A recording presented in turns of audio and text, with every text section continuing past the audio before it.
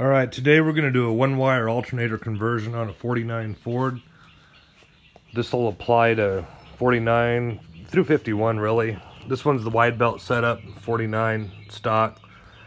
This car is still 6 volt. We're going to put a 6 volt positive ground alternator on it. I'm going to use the bracket from Shoebox Central. And like I said, it'll apply to a 12 volt one wire, same thing. So here's where we're at. This car still charges. It's pretty good, but the lights are kind of dim at night, and I just want it to be real reliable, have a real strong system. I'm going to drive it a lot more and drive it at night, so I want to have my lights as bright as they can be. Also, I'm going to put a 6 volt headlight relay in it, and we'll cover that one in a different video. Now the first thing I did is put a piece of cardboard between the fan and the radiator, because this fan blade's going to have to come off the generator bracket, and you don't want to run the risk of having your fan blade hit your radiator core. Especially in this case, this is a $600 4-core radiator, so we don't want to damage that. So the very first thing we're going to do is disconnect the battery. Now the next thing we're going to do, disconnect the main armature wire, the field, and the ground from the generator. So 7/16 and 2/3. Alright, now I've got the field wire off. You can take note of this one here when you first take it off. Depending on your car, you could clip it if you want. You're not going to use it again. In this case, I mean, the car's nice, the wiring's still nice, it's original. And I'm just going to go ahead and just tape it down to the original harness and wrap it up, kind of out of sight, out of mind. If the next owner, you know, after me someday decides they want to convert it back to a generator, everything's there. So it can be switched back sometime in the future if they want it to be. Alright, next you've got your ground wire. You can use this again. You can use it to ground the case of your alternator. Maybe your engine doesn't have a ground strap going from the back of the intake to the firewall, something like that. I mean, you really can't overground the alternator. It's not a bad idea. This wire comes out of the original harness right back down here. Well, it's hard to see in this car today, it's kind of dark, but where the voltage regulator screws to the inner fender well, there's a ground right there. It's the same wire, so it doesn't hurt to ground your case also. Alright, next thing we're going to do is we're going to take the fan hub loose right here from the generator bracket. It's a 5/8 bolt on each side. We'll go ahead and crack them loose. That'll let this drop down, takes the tension off the fan pulley. And then we'll go ahead and take the bolts out and just let this thing rest down and out of the way. Alright, we got the fan unbolted. You can kind of see down there, it's just kind of resting on the timing cover. Trying to get it to focus. But it's unbolted from the generator bracket. Got it rested down here. Next we're going to get our 7/8 wrench. We're going to take the long nut loose. And that's going to go ahead and take the tension off the belt and drop the generator bracket down. Alright, we backed off this long 7/8 nut. Backed it off just enough. You don't actually even have to take it all the way off. Took it off, backed it off a few turns. Generator dropped down all the way. So now we're going to go ahead and pop the bellet off, lift this thing off, and get it out of the way. Alright, now we've got our alternator bracket. You get this from Shoebox Central. You can buy it off the website, shoebox-central.com. Shoebox Central also sells them on eBay. This is the wide belt version. 49 Fords, 48, 53 trucks are on the wide belt system. And these brackets are not all created equal. These are the American-made ones. They're very well made. If you look at them on the back here, they've got these deep, deep grooves in them that are made for sliding up and down in the intake. And you'll see those grooves right there. That's what keeps it from tipping. You'll see some of the real cheaper ones. You can buy a cheap one, but it's not as good. The real cheap ones will tend to shift on the motor. These won't. And there's our dog. These are wide belt specific. You'll see some listings. People will say, oh, this fits 48 to 53.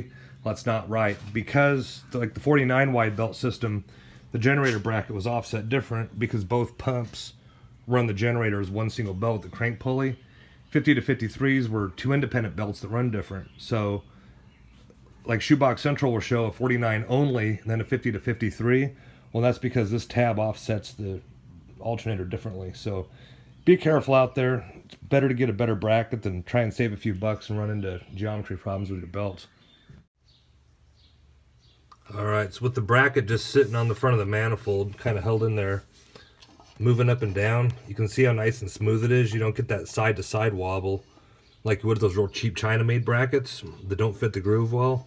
That's nice. That's real nice. Like I said, those China ones, that thing would be flopping all over the place and you'd never get it right. Alright, now I mounted the fan bracket back on it, just finger tight. The thing that's real important, that you need to remember, is this little square washer right here, which is kind of hard to see, and I apologize. You'll see it on your car, and I hope to God you got one.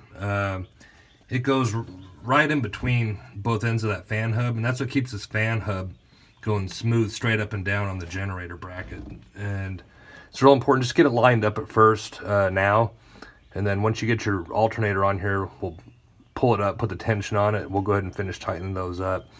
But just something to look at and be known about. Now here's our one wire alternator. This one in particular, 60 amp, 6 volt positive ground. And this one has the wide pulley. I bought this one on eBay.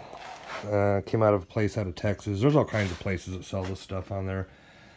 I don't remember what I paid for it. They're all over eBay. They're easy to get. Like I said, you know, I got the 6 volt positive ground for this car. Get yourself a GM one wire for 12 volt. Makes no difference. Fits the bracket all the same. Cases are the same. And you can get chrome whenever you want. That's just all strictly up to you. But if you do get a wide belt system like this car and you're buying an alternator online, make sure that you buy the one with the wide belt pulley because it's very important. Alright, so now I got it all mounted up. Got the belts adjusted. I really couldn't film that part because you need more than a set of hands and a camera to film it. So got it on here, got it all bolted up nice. This side uses a little spacer that comes in the kit with a bolt. So in here comes with the long bolt, passes right through the bracket. Got it mounted up. Had my wife get underneath the new alternator bracket, put tension on it, and we tightened up that 7/8 nut again first. Slid the fan bracket up. She put a little bit of tension underneath this pulley right here against that water pump. Put a rag around the tool. Tighten that up at the 5/8 again. Now we've got good tension on our belts. So now we're going to go ahead and do the wiring part. Alright, what we're going to do, this armature wire here with the little brown end on it, it's not long enough to reach the terminal coming out of the back of the alternator. So we're going to have to stretch it with a piece of 8-gauge wire. You'll definitely want to use a piece of 8-gauge wire, especially on this application, because you're going to be pulling a lot of amps through that thing. We're going to go ahead and modify this little ground wire, put it right in that little ground screw in the back of that alternator. We'll get that done next. Alright, so we got our 8-gauge power wire mounted right here. Hooked up the original wire, 8-gauge connector, shrink wrapped. Went ahead and did the ground wire, shrink wrapped the connection, got it mounted to the alternator. Next, we're going to go ahead and address the old voltage regulator. Alright, now talking about the old voltage regulator, obviously with that one wire, we don't need it anymore. So it's strictly up to the guy that owns the car, what he wants to do when they're doing this conversion as far as keeping it there for looks or whatever. But as far as wiring is concerned, this middle wire is the field wire that we eliminated back up on the harness and wrapped down to the main harness. We're going to do the same thing here. Got your armature wire and your battery wire that come out of the main harness. That's what's going to feed the charge circuit through the car, through the amp gauge to the circuit breaker, and back down here to the side of the solenoid where the battery gets its charge. So we're just going to end up taking this wire and that wire, and we're just going to butt them together. That way the charge runs right through the system. Alright, and that's it. We're done. The armature and battery terminal are connected together. Field wires held down to the harness to zip tie down for later. I'm going to leave the regulator in place. Why not? That's where it goes. I won't lose it. But that way, like I said, the charge, it's going to come here from the alternator, run through them two wires we're spudded together, like I said earlier, up to the amp gauge to the circuit breaker, back around down there where the battery attaches to the solenoid, charge the battery. So that's it. It's actually a really easy conversion. Didn't take very long to do this at all. And like I said, this will apply to any really 49 to 51, 52 and 3. Again, yeah, kind of 51 if you do it and you do a 12 volt. Just flip the wires in the back of your amp gauge. Like this car has a loop, so it doesn't matter. If you did go 12 volt, you'd have to reverse the direction of the wire going through the loop in your car, else your gauge is going to read backwards. Something to know. Of course, like I said, this one's still 6 volt positive ground. It's just going to read the same.